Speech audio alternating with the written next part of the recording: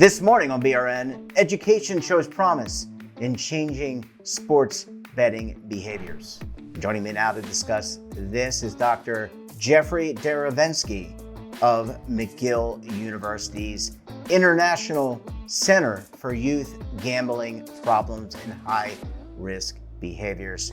Dr. Derevensky, great to see you. Thanks for joining us on the program this morning. My pleasure to be here.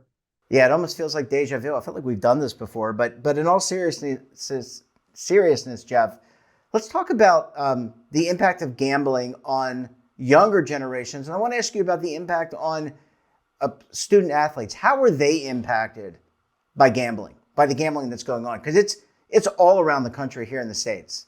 It's all around the country, and it's socially acceptable, and it's normative behavior. And what we're concerned about is the mental health of athletes and their well-being is in addition.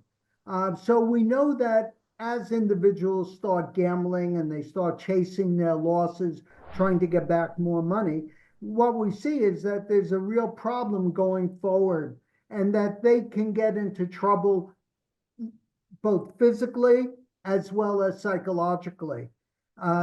We know that financially they become overly engaged in gambling. And so what we're trying to do is trying to do more prevention. We're trying to educate people at an early age. Some of our educational programs go down to 9 and 10-year-olds to try to get them to understand about gambling, not just probabilities, but what the warning signs are when it becomes a problem.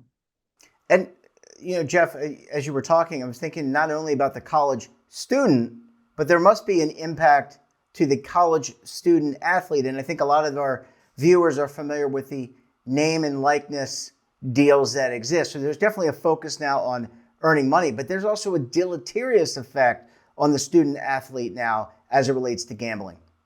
Yeah, the NCAA is particularly concerned about the mental health well-being of the students as well as their safety.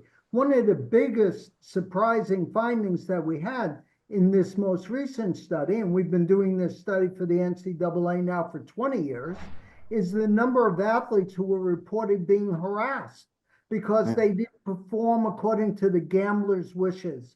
They didn't score as many points or other types of activities. We've moved from gambling as a all or nothing activity. When you and I were younger, we'd have to wait till the end of the game to determine who won. But today you can make bets throughout the game.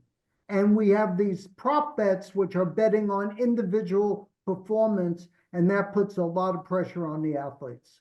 So what does that mean for their mental health? Because, I'm just thinking, if I sit next to John Doe or Jane Doe, they're a basketball player on the basketball team in college, and I say, hey, watch you play on Saturday night, and you didn't hit, and I bet on you to hit 50 some odd points.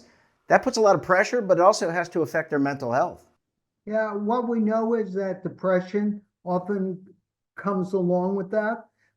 Their negative self-perception, their inability to socialize with their friends because they're fearful that they will be harassed by friends as well. So we know there are a wide variety of multi-health correlates that are associated with problem gambling and with gambling in general. There's a lot of pressure on athletes to perform. And if they're not performing to the satisfaction, of themselves, but more importantly, to the general public, this puts a tremendous amount of pressure. So you were talking about some of the education that you and other organizations are doing for, I guess, the general citizen, the general public. What is the NCAA focus on doing to help out student athletes? Because there's got to be some type of recipe for success to make, take some of the pressure off and to alleviate some of the pain that these athletes feel as a result of all these prop bets that are going on. Yeah, the NCAA has been very concerned for the last 20-odd years about this issue.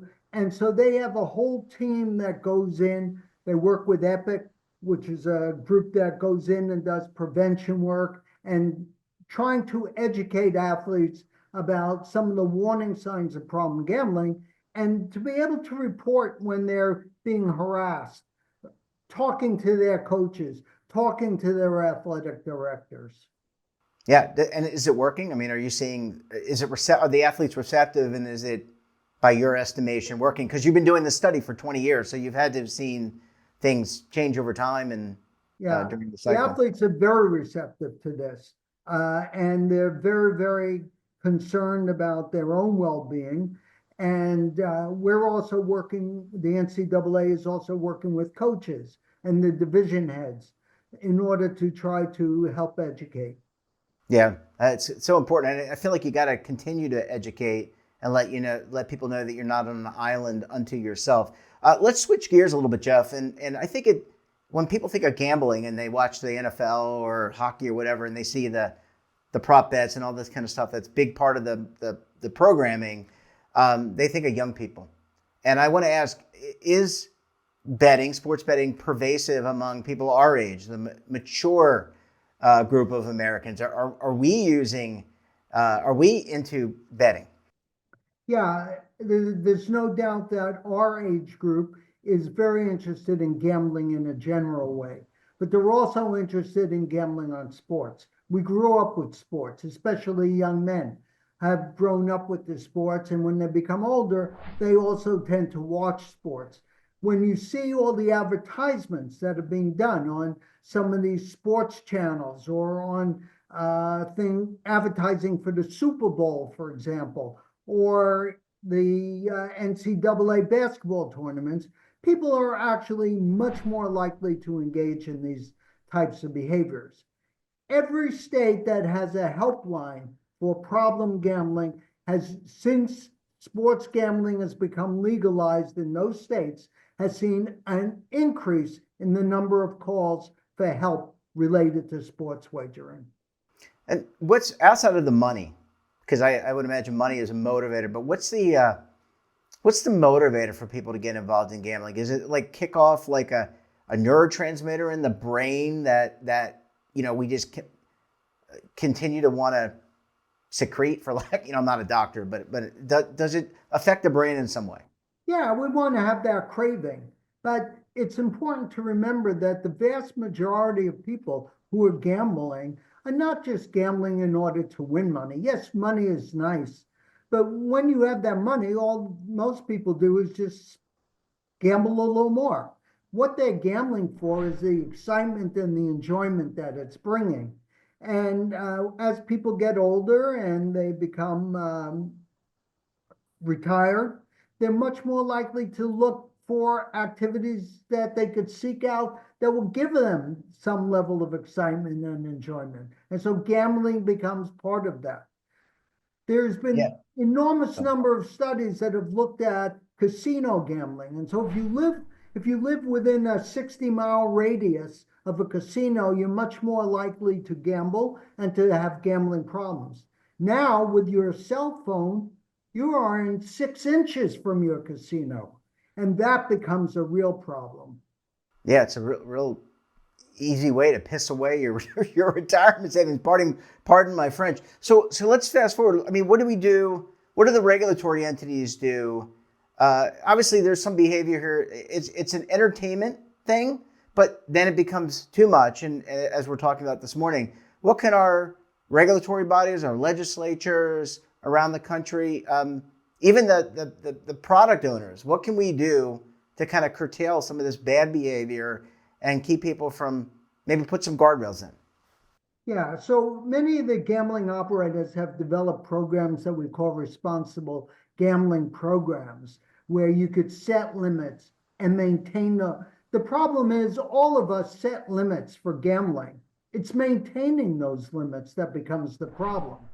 Governments can also restrict some of the widespread advertising that we see on television, in the print media, on radios. This is huge in terms of inciting people in order to engage in gambling operations and gambling behavior. So I think overall, the government does have an important role to play. But what's brought government into gambling is the revenues. Oh, the yeah. tax revenues are enormous. And, it becomes difficult for them to kind of moderate the tax revenues along with their aspirations to protect the citizens. Yeah, it's self-policing. I think, it seems to me that the educational aspect we talked about earlier in the segment are really important. I think no one can police things better than yourself. It's like moderating a diet, moderating other aspects of your life. You need to find a way to do it, and probably through education is probably one of the best ways to do it. Jeff, we're going to have to leave it there. Great to see you. Thanks for joining us, and we look forward to having you back on the program again very soon. My pleasure, Jeff. And don't forget to subscribe to our daily newsletter, The Morning Pulse, for all the news in one place, details, of course, at our website. And we're back again tomorrow for another edition of BRN. Until then, I'm Jeff Snyder. Stay safe, keep on saving, and don't forget, roll with the changes.